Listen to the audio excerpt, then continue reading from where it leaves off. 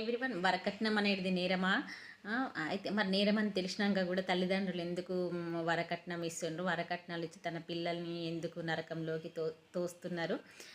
దీనిపైన ఈరోజు చర్చించుకుందాం. మ్యారేజ్ అంటే బిజినెసా? డబ్బులు ఇచ్చి, బంగారం ఇచ్చి, ఆస్తి ఇచ్చి, ఇవన్నీ ఇచ్చి ఒక అమ్మాయిని జీవితాన్ని నరకంలోకి నెట్టేయడం ఇది ఎంతవరకు సబబు సమాజంలో అసలు ఈ వరకట్నాన్ని పెంచి పోషించే తల్లిదండ్రులే.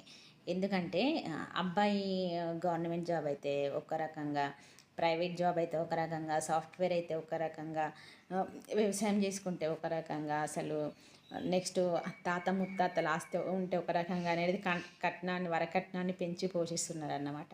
ఎంతసేపు అబ్బాయికి జాబ్ ఉందా, వాడు ఆస్తుందా అని చూస్తున్నారు కానీ మన అబ్బాయి గుణగణాలు మంచి, అసలు వాడు ఎలా ఉంటాడు, అమ్మాయిని బాగా చూసుకోగలుగుతాడు, అందరితో కలిసిమెలిసి ఉండగలుగుతాడా, కష్టంలో సుఖంలో చేదోడు వాదోడుగా ఉంటాడని అసలు తల్లిదండ్రులు ఎప్పుడు కూడా ఆలోచించట్లేదు అనమాట. కేవలం సమాజంలో తన హైప్ని క్రియేట్ చేసుకోనికే పేరెంట్స్ ఈ వరకట్నాన్ని అనేది పెంచి పోషిస్తున్నారు. అల్టిమేట్గా అసలు కన్న బిడ్డల జీవితాన్ని అనేది ఆత్మహత్యలకు అనేది దారితీస్తుంది.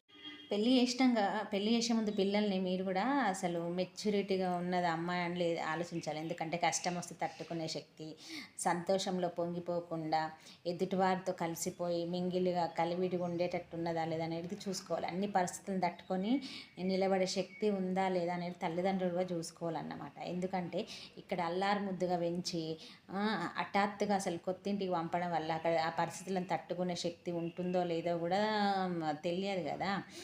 ఇంటి దగ్గర అపురూపంగా పెరిగి ఇప్పుడు అక్కడ ఉండే సిచ్యువేషన్స్, సో అది అమ్మ నాన్న దగ్గర ఉండే సిచ్యువేషన్స్ చాలా డిఫరెంట్గా ఉంటాయి.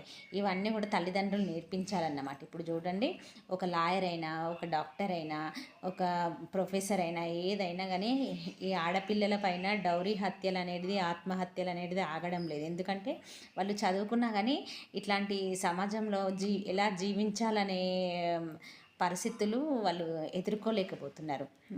ఇక్కడ చదువు కన్నా ముందు పరిస్థితులను ఎదుర్కొని పరిస్థితులు తట్టుకొని నిలబడే శక్తి అనేది అమ్మాయిలకు నేర్పించాలి తల్లిదండ్రులు.